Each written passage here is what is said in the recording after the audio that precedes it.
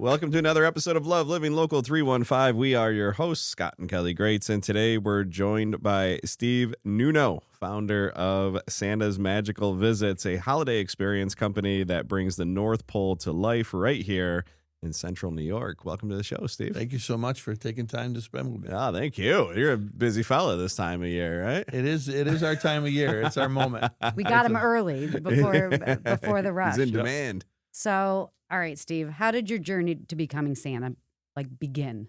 Really, it began about 12 years ago. Without harping on it too much, at one point in time in my life, I had cancer. I spent a great deal of time at Roswell Park in Buffalo, New York, and that's where I was treated.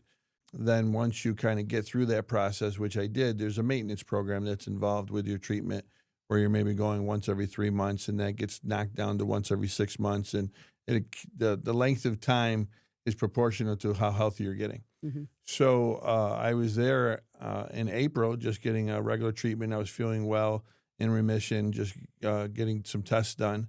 And I saw Santa Claus walking down the hallway. And at Roswell, you're never alone. You always have an escort. And I asked my escort that was taking me around for the day, what's he doing here in April?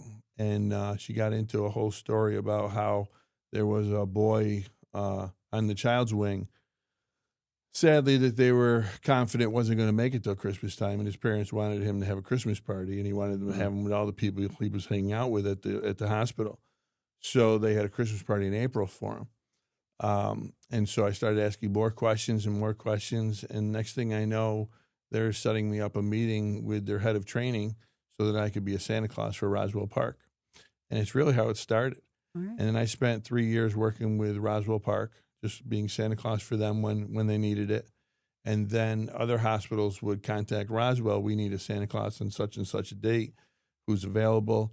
And I just said yes to every time they asked me. I just couldn't say no. Right. And then I would call them and kind of bug them and got any people that need Santa? And I just really enjoyed it and just kind of kept pushing it. And then the people at Roswell, which give you a great deal of training, actually, said, there are schools for this. And I said, there's schools to become Santa? That's amazing. That's there's awesome. Santa portrayal schools. So Roswell actually sent me to my first one. And then I went to 3 more on my own and just tried to just kind of absorb this whole concept. And it kind of fell all into place. And so I just kept working with it. And every year tried to get a little better, invest more money in the program, work from one Santa Claus wardrobe to numerous wardrobes, Mm-hmm. and trying to fine-tune my look.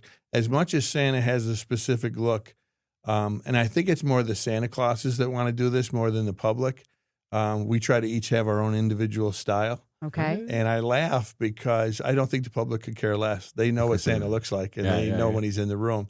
But I think the portrayal artists go out of their way to give themselves a unique look. So you have a bachelor's degree in Santa Claus. In a weird way, I actually You went to 4 different schools? I've been to 4 schools. I've been to Michigan. I've been to San Antonio. I've been to New York City. One was an online school. I belong to the Worldwide Santa Claus Network. I'm a platinum member, which means that you have to have seen a certain amount of kids in need. And so I've qualified for that. So theoretically in this country, I've got a doctorate in Santa. That's awesome. I'm legit mind blown. I had no idea. Me neither. So Yeah. let's talk about those lessons. Like, what would surprise the average listener of the things that you learn that I think you what work on? surprises most is the attention to detail. We spend a great deal of time on our look. And then I think the biggest thing is to never break character. Once you put your Santa wardrobe on, you really need to be from the North Pole, and you need to be Santa, and you need to change your personality, and you need to not have a problem in the world, because Santa really needs to just cheer people up and be in that good mood. And so you just kind of, you get to hide in the character, and you get to forget about your own problems for a couple hours too, which is fun. But I think that was the biggest thing that I learned from all the schools, was that you need to be capable of saying, I'm no longer Steve Nunno, I'm Santa at this particular moment, and answer all your questions as Santa, deal with your emotions as Santa. And Santa can have a bad day, but you have to handle that bad day as Santa. And then I think the other thing was trying to control your emotions Yeah. because a lot of times you're with families that are going through an extremely hard time. Certainly when you're dealing with these kids that have had some problems at these, cancer units, Mm-hmm. it can be the child itself that you're there to see. I found is usually in an outstanding mood. Yeah. They're just extremely excited to see you. However, the family members can be quite sad that day. Sure. I know, when we was talking to one father, just completely devastated, needed to really leave the environment because he just couldn't watch it. After I talked to him, and he was like, you did a great job, and I wasn't leaving because of you. I just couldn't watch my son go through this, and you can understand why. Sure. That boy understands that he's spending the day with Santa. He's pumped up. Mm-hmm. The father knows he's not going to make it till Christmas, Yeah. so it's very emotional for the family. How do you handle that? Very hard, actually, from I'm time sure. to time. I mean, it's, A lot of crying, a lot of sitting in the car alone, try to manage it, talk it out. Usually I'll leave a situation and call my girlfriend and talk through it. But it can be very emotional and has been very emotional. sure. Sometimes you just sit in the car I know I sat in the car, I was driving down the thruway from Buffalo, just had to pull over and just sit in the car for like 40 minutes until you could pull it together. Not easy. Yeah. It's not easy to watch families suffer at that level. Yeah. No, I can't imagine. It's unthinkable. I don't know if there's anything Right. worse. I mean, it's, Yeah. I don't want to get too dark here, but as you're talking through the years, have kids shared with you things that you have to then tell an adult, or how does that work? First of all, the kids are phenomenally honest by nature. Sure. But they're extremely honest with Santa. They really believe they can tell him anything. And so you'll get, again, I don't want to make it too dark of an interview, but certainly you get the kids that are well aware. They're aware they're not going to make it till Christmas, and it's not a big secret to them. And, they feel that they have a responsibility to their family to maybe be strong. And it's also a good time for Santa to let them know that's not their job. They don't have to be strong, and it's okay to cry, and it's okay to be upset about it, and it's okay to be mad. And I think sometimes those conversations with Santa can be more important than the fact that Santa showed up. I think it's the fact that the child has an opportunity to just talk. And I've been to parties where the child didn't want to stay at the party and asked if we wanted to go for a walk. I've had a child ask if I want to go outside and play Frisbee. So, next thing you just kind of, it's their day. Yeah. But you can get a child to talk to you when there's a distraction event going on, like maybe playing Frisbee or catch with a child. It's amazing how much, they'll talk to you about and what's going on. Yeah. And if you go home that night and you think maybe you made their day a little bit better, it can mean the world to you. I think you take the maybe out of that, Steve. Yeah, for sure. That's noble work, man. It's magic. It really is. Santa is magic, and it's always been magic. And it's something that I would honestly say I think every person, when they were younger at one point, truly believes in the magic of Santa. It's just I agree with that. It is. And I think that we start off when we're little, with the idea that Santa's this one person that can come down your chimney and can go visit the world in 24 hours. But as you go on, children are extremely intelligent. Maybe they hit around 8 to 10. They start questioning the concept. They start thinking about the facts of reality. Right. But I really don't argue that with the children. I let the children tell me what level they're at. And, if they're like, you can't possibly go into every house in 24 hours. And I'm like, I never said that I would. Right. Let's think about this for a minute. I kind of walk them through it. And I'm like, now your 5-year-old brother right now thinks that I'm going down his chimney tonight. Let's not take that dream from him. But you've realized that that's not possible. That doesn't mean that we can't believe in the spirit of Santa. Right. And you just kind of walk them through it, and they're all about it. They're like, yeah, sounds cool to me. They don't argue it. Sure. And I think you just don't insult their intelligence and stay at the level that they want to talk about. Yeah. And they're very comfortable in the conversation. So your company is very different. You feature more than 20 characters, from elves to toy soldiers. How do you bring that to life? How do you keep the magic consistent across events? And we do a lot of training, a lot of talking, and we have a lot of Zoom meetings. Okay. And really what we try to do is get our concept out. So when we started this, I thought there's an awful lot of Santas in this world. Mm-hmm. And why would someone pick our company versus the next company or the next company? And there might be reasons why they would want a different company than ours. But if they are considering ours, I want them to know that they're buying an entire North Pole. So we call ourselves Santa and the North Pole Pals. And it's not as much that Santa is really the main priority. It's all of our characters. So our toy soldiers, our nutcrackers, our elves, magical, joyful, always in a good mood, trying to figure out, a little bit mischievous and a little bit goofy. And then we have some specific North Pole pals, which I know we're going to talk about, want to be our magical moose. We have Peepa, which is a Christmas parrot. We have Twinkle, which is a talking Christmas tree. We have Blizzy, which is the North Pole that no longer wants to live in the North and is trying to move south. That's fantastic. And he talks I about can relate. that. Yeah. And we also have Frostina, which is a Christmas ornament that Mrs. Claus fell in love with on the tree.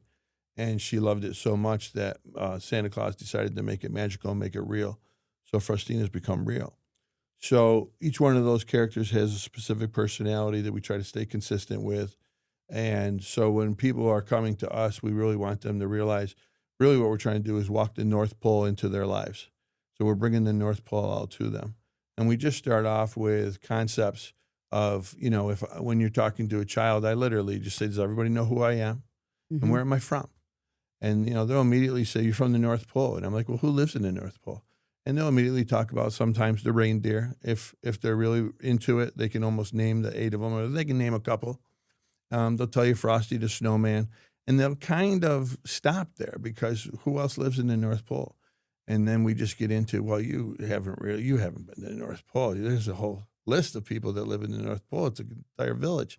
And we start talking about the North Pole pals, and they start getting really excited about them. And then as I'm talking about them and I let them think about it, then I don't really want them to know that we've brought them with us. But then I start bringing them into the room one at a time. Oh my God, the shock on their face. Like, children are just so excited at Christmas. Like, I just remember teaching that whole month of December. You were like, how am I going to have these kids focus? Because they are literally jumping out of their skin because they're excited about Christmas and Santa and the magic. And as adults, we need to have some patience with them and even more love for them because it's the most magical time of the year for them. Yeah. For sure. Yeah, it definitely is. Let's talk about the company. So you mentioned events, and obviously we're going to talk about the big event coming up on the 29th. But what type of events do you do? Our company in general likes to do larger events, Mm-hmm. and we like to do charity events. Okay. We use the larger events to pay for the charity events.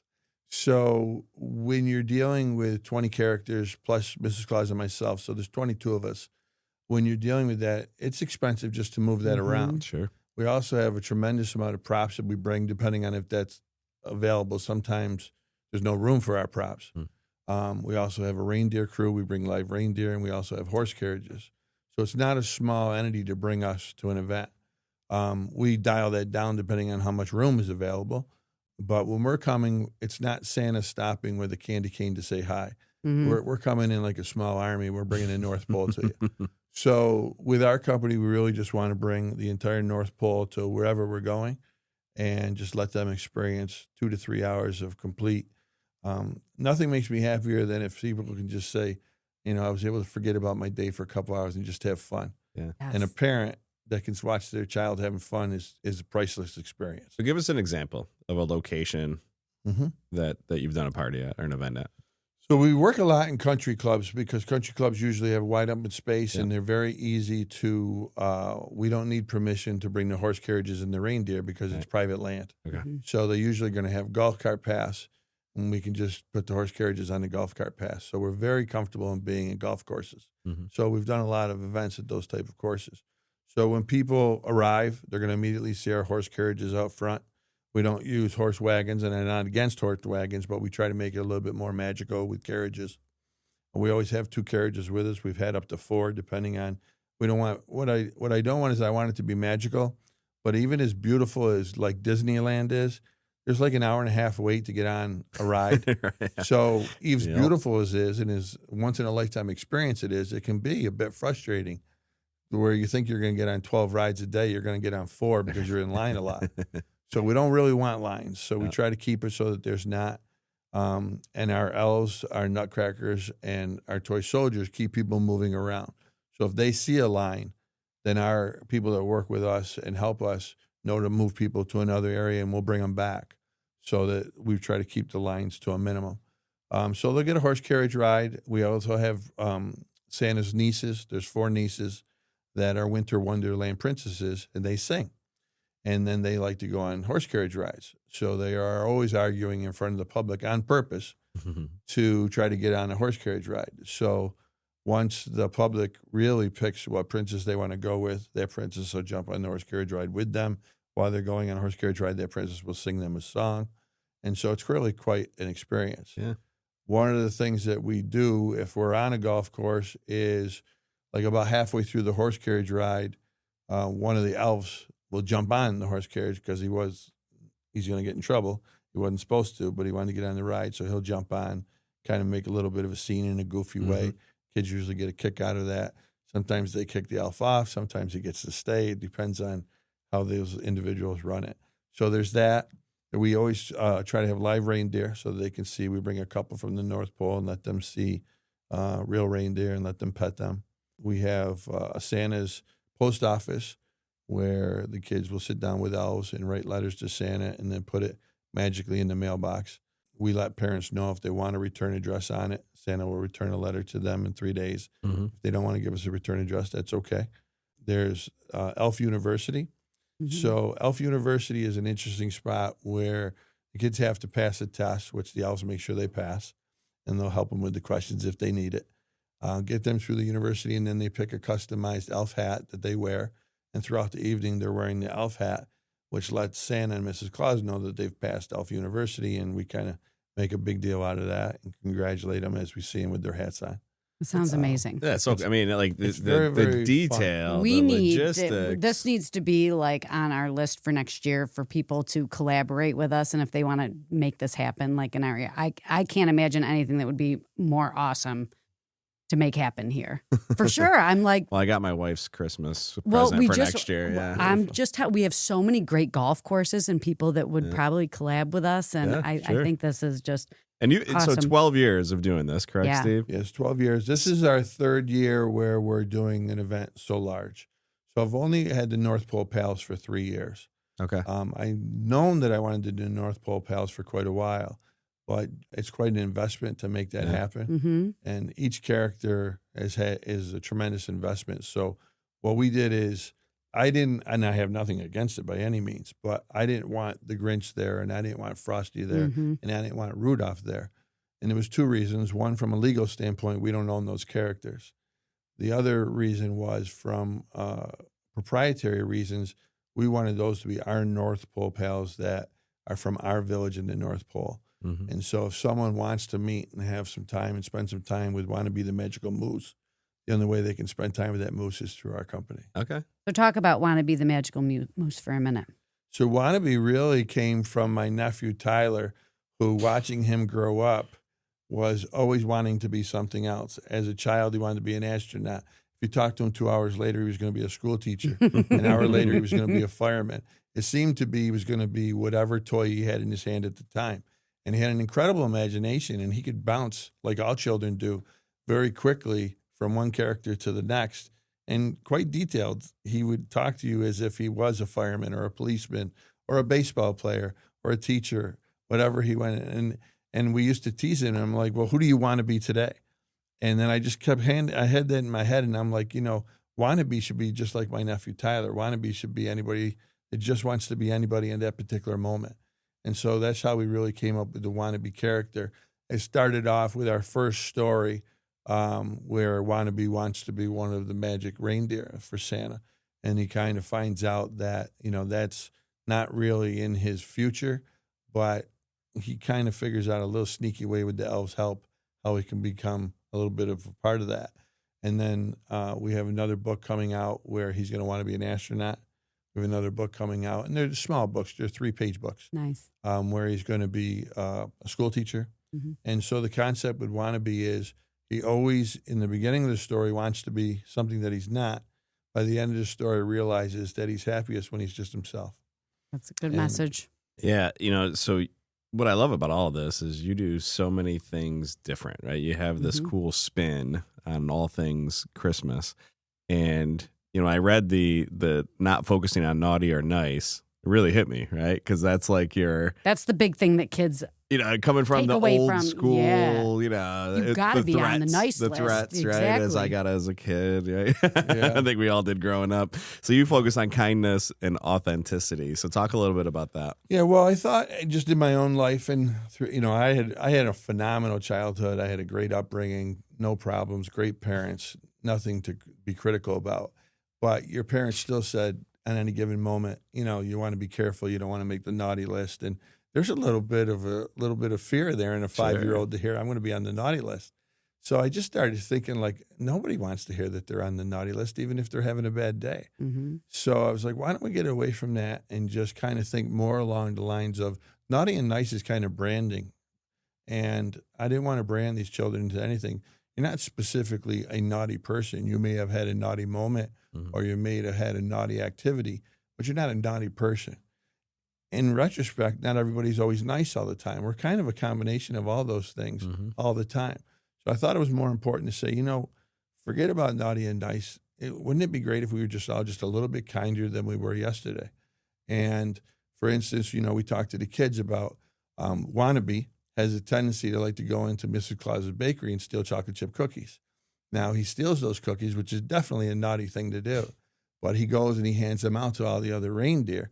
And he doesn't even have one for himself. He just gives them out to the other reindeer, which is a kind thing to do because he's giving the reindeer a little bit of a treat, even though he didn't really get permission to give those treats out. So he's thinking about others, even though he's kind of swaying on the naughty list. But he's still a kind moose. So we kind of explained to the children that it's a little bit more important, in our opinion, to be just kind to people.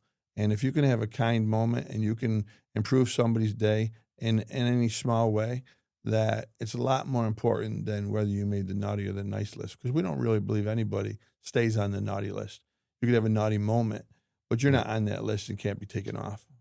Wannabe lives in the gray areas. I dig that about him.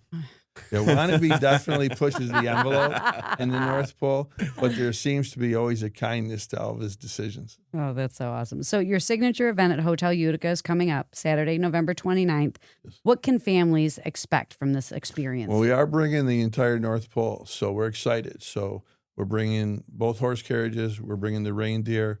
We're bringing Elf University. We're bringing Santa's Post Office, Santa's Stable. We're going to have a craft fair where the kids are going to be able to make snowmen and keep them. There's going to be all kinds of sweets and treats there for people to enjoy. Hot chocolate stations. There's going to be Santa's bringing his magical magician who's going to do kind of walk around magic throughout the evening with the children. He is dressed in a complete candy cane outfit. It's gorgeous. It's a tuxedo, but it's all looking like a candy cane. Then he does actually a 30-minute magic show at the end of the evening for the kids. The princesses will be around all night. They'll be on the horse carriages. They'll be singing all evening. All of our princesses are excellent singers. One actually is an off-Broadway performer. She's gorgeous voice. Santa will be there doing a story time where he kind of talks a little bit about being naughty and nice and how we really want the kids to be more concerned with being kind to others. So there'll be a story time in the end of the evening. It's a 3-hour event, and really we're cramming about 5 hours worth of activities into 3. That's awesome. We're really bringing inside snow. So we got snow machines indoors where the kids can go into a room and it'll snow on top of them. So will you be right in the foyer, the lobby? We will be. Yeah. We've actually taken the entire hotel. Okay. So which is an amazing setting. The inside of Hotel Utica is gorgeous. Christmas all over. Yeah. It's one of the most beautiful places, really is. Yep. And when we brought Santa up to visit, he said, "This is where I want to party." So the reason we were able to get him really was because Santa's going to be at New York City doing the Macy's parade. And so he's only 4 hours away from Utica. Yeah. So we knew that he had to, because we know all the people that work with Santa, we knew that he was going to have his sleigh worked on right after the Macy's parade, because he needs to get it ready for Christmas Eve. So he's bringing his horse carriages down, coming up the thruway, going to stop in Utica and just stay right here at the Hotel Utica for the weekend, then go back to New York City, get his sleigh, and head back to the North Pole. Nice. So he's going to spend the weekend with all of us right up here in Utica. Great weekend to do it. For sure. Are you going to have outdoor activities, or is this all indoor? So the reindeer and the horse carriage rides will be outdoor, and everything else will be indoors. Okay. And so they'll be on both floors. We're using both ballrooms, the mezzanine, the lobby. And as soon as you walk in that day, it just says the North Pole all over it. Tickets limited? Right now we're having some trouble. So we have a maximum amount that we're going to get into the building, and we're getting a little nervous that we're getting close. Yeah. So that's just going to be the unfortunate part of it, but for safety reasons. Yeah, no, I get it. I mean, yeah, you can't host the whole world. And this is an experience, like you just explained. I mean, I know that a lot of families for a long time, the Polar Express was a big deal. Yeah. And the train ride and everything. And parents know that if they want their children to experience something like that, they need to get those tickets early. Yeah. So anybody that's listening right now, if this sounds like something you want to do, you better. If you're not too late already. Exactly. For sure. We'd love to have everybody get there, but like I said, we'll come up with, if we ever got to the point where we had to do it 2 weekends in a row, we would love that opportunity. Oh, I'm so sure. We'll see how this one goes. Yeah. We're looking forward to it. So what has been one of the most memorable reactions you've seen from a child or a family during one of your events? I think really as the children are so easy to work with that it's not really the children that affects you, it's the parents. Yeah. And when I had a father come up to me and tell me at one of our events that didn't want to come, wasn't in a good mood about coming, knew that his child wanted to be there. And of course you do things for your child. We all do that you don't want to do. And the father said, I have had a blast all night, and I think I believe in Santa. That's so awesome. The joy of it. It's too. So Scott, I'm going to tell a little story here with the Christmas trees and the outdoor decorations and everything that goes with Christmas. My trees are already up. They have fall decorations on them because Scott is very much a huge fan of Thanksgiving. But he would never help me with any of the outdoor decorations or the Christmas trees or any of it. I stay in my lane, Steve. He stays in his lane. But then the joy of it all. So when you're telling that story about a father who is just like, well, I could be doing other things tonight. This is not really what I want to do. But the magic of all of it and just the joy on your kid's face when they see it is just awesome. So what's next? How do you make this even better, or do you need to? Like, is this where you want it? It can always get better. Honestly, we're just looking for different ways that we can make it more entertaining. Mm-hmm. My goal is to make it more Disney-like. I'm a huge fan of Disney. I like studying their business plans, not only as a fan, but from a business person. They're obviously successful at what they do, so mimicking them isn't a bad idea. Yeah. If I was to say anything negative about Disney, it would simply be, or Universal Studios for that matter, any of those larger corporations, they're just almost too big and it gets too expensive and it's hard for the average person to go to. Really hard. So really what I want to make sure is that it is hard to put these events on affordably, but I want to make sure through getting sponsors to help us, keeping the cost down. I don't want someone to not attend our event because it wasn't affordable. Mm-hmm. And we just want to keep making the event more and more enjoyable for everyone. So that's really where we're going. So get the magic bands, tie it to the parents' credit card, and then let the kids go willy-nilly to every station. And then, when we leave Disney, they can't even get the bill under the door. There's like 8 pages of charges. Yeah, but it is quite the money suck. It is a sponge for whatever was left in your savings account. But it's the most magical place on earth, right? It's amazing that they take so much of your savings account and you leave smiling. That's quite a talent. Yeah, right. And people keep going back. How many people do you know that just go to Disney once? Yeah. They're This seems like just a natural marriage with whether it's sponsors or, donors or whatever you want to call them, people that want to give during the holidays, right? So we do a lot with we have a local Graham Lorraine project that we donate toys and stuff the bus and clothing and the Secret Santas and all these things. How can people get involved or can they get involved with sponsoring a family? I guess there's a weird line there with all this stuff, right? But identifying families who maybe can't afford this or wouldn't know about it or do it, is that, something that's part of your plan? Yeah, we're all about that. So 2 things can happen. They can contact us through our website. They can contact me directly. I'll make sure that we get our phone number out to you. Mm-hmm. we definitely have businesses buy tickets for family members or for family that can't pay for it themselves. Mm-hmm. So we're happy to donate those tickets to them. And we also have businesses buy tickets, and then we'll donate the tickets to people that business may specifically not even know. Sure. Like, for instance, if a family buys 5 tickets, we'll ask them, hey, would you buy 6? So that one of the tickets can go to someone else. Now, if we can get 5 families to do that, well, then we got 5 extra tickets to now bring another family. Yeah. So we do a lot of that. And Helios Health has actually been a big proponent of making a major investment, and then all the tickets are donated to children that wouldn't be able to afford to go, and Helios paid for their tickets. That's awesome. That's so awesome. So, all right, to parents out there, if you could tell parents, something to do to create a meaningful experience for kids at home. Let's say they can't go to the event or whatever. What advice would you give to parents moving into this holiday season right now with their children? I think it has more to do with necessarily the holidays versus just, it's amazing what spending time with a child will do. And what I have found in my own life is that I can very easily come up with reasons to be too busy. And it's not hard because we're all living a busy lifestyle. But then actually when I was recovering from cancer, I started to think, I could leave this planet at any moment. I think I better get my priorities straightened out. And, an hour with a child versus an hour at work. And I'm not trying to tell people to quit work, but I have a tendency to work till like 1 a.m. because it's just quiet time and I can get a lot of computer work done. Versus, why don't I just, go somewhere with my kid and go have some fun? Mm-hmm. And, that hour of work isn't going to change the world, but that hour with my child might change his world forever. So I think that it's just time. There's really nothing that you can give a child more important than your time. And just the whole elf thing has taken this world by storm, with the elves moving. At first it was just the elves moving every night, the household elves. And then you have some parents that take it to the next level where they're bringing gifts every night. But like that experience, I know at least for our son, I mean, he was so excited every morning to see what the elves did or where they were. And at times it wasn't even a big deal. It was just move them just for the magic, you know?